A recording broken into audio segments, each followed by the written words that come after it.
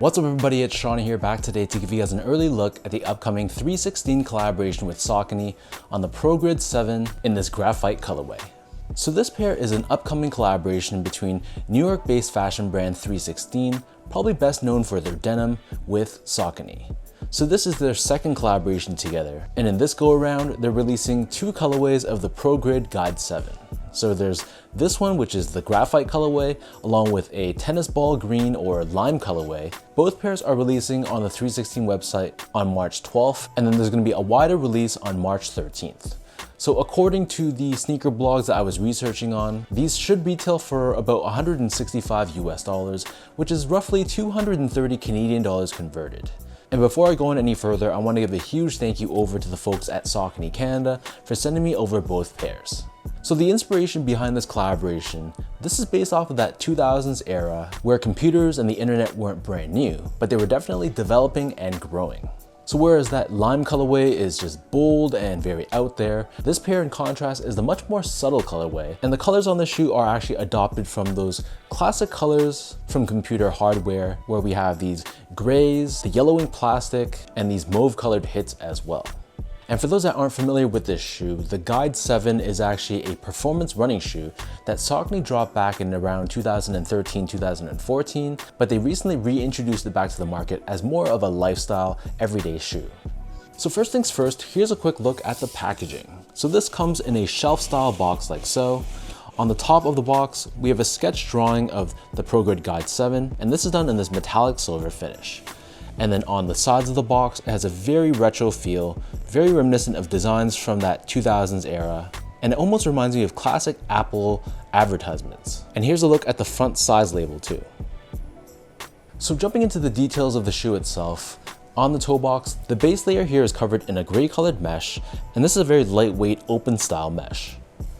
Right above this, we have this smooth hit of nubuck. On the very bottom of the medial edge, we have a reflective silver 3M layer. Overlaid on both sides of the toe box, we have this shaggy suede, and this also covers the front toe cap as well. You'll see the eyelets are also covered in these suede overlays, but we have these debossed graphics all throughout, which I think gives it more of a premium feel. Underneath this, on the mid panel, on the lateral side, we have this Saucony stripe, and this is actually a separate piece which is stitched onto the mid panel. Whereas when you compare this to the medial side, this is a one-piece suede layer, and then they've pressed on the Saucony stripe here directly onto the suede layer. Moving downwards, underneath this we have more of that gray colored mesh, and then on the very bottom of the lateral side, here you'll find Guide 7 branding. On the bottom of the heel, we have another reflective silver 3M layer. In the middle, we have another overlay here of what feels like a flatter suede or nubuck, and then debossed in the center, we have the 3Sixteen logo. As far as the laces go, this pair comes with two different lace options. The standard lace that they come with is a slightly yellowed, stretchy flat lace, and they also come with a secondary mauve or mauve colored lace, depending on how you want to pronounce that word. But I like the stock laces best. I think it ties in well to the color of the midsole. Underneath this, we have this woven tongue, which is foam padded.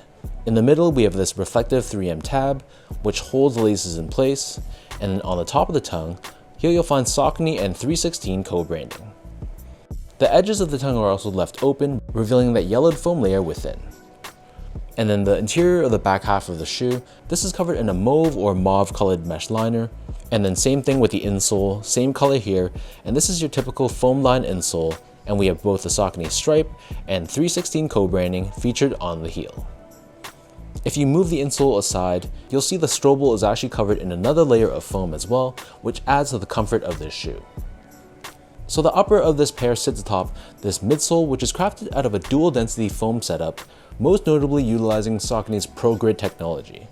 So this midsole is painted in this yellowish color on the top and more of a cream color on the bottom.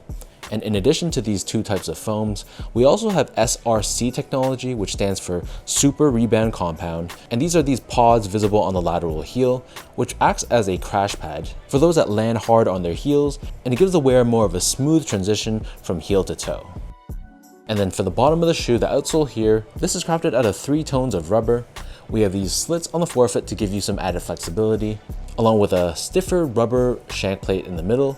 This helps with torsional rigidity and midfoot support. And on the bottom of the heel, you can see that exposed Progrid foam. So that breaks down the look and the construction of this shoe. And for those wondering about how these fit, so Saucony Canada actually sent me these in a size 10.5. I'm a true size 10, my feet are a little bit on the wider side though, so they want to allow me to experience this shoe going half size up because of my wider feet.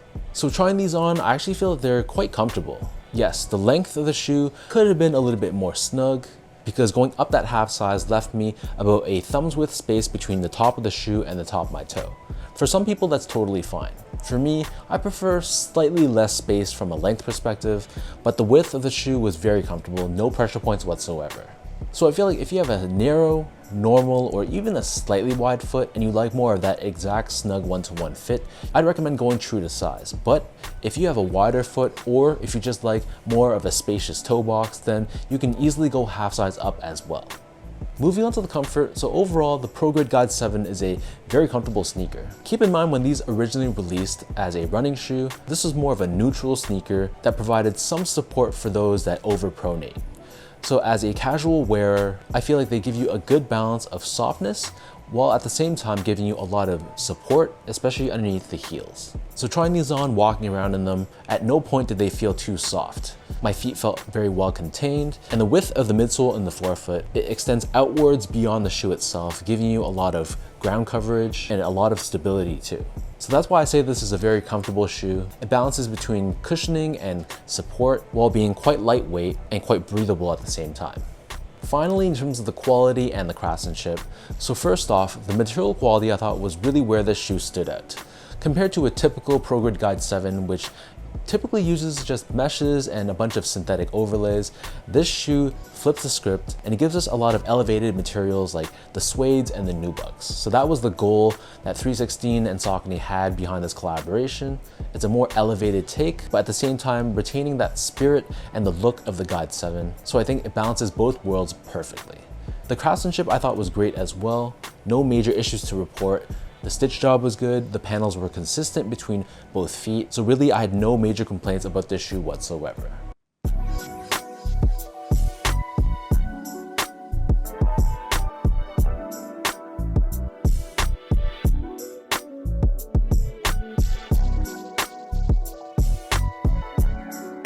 So with all of that out of the way now, let me toss these on feet, I'll lace them up, and I'll show you guys how these look.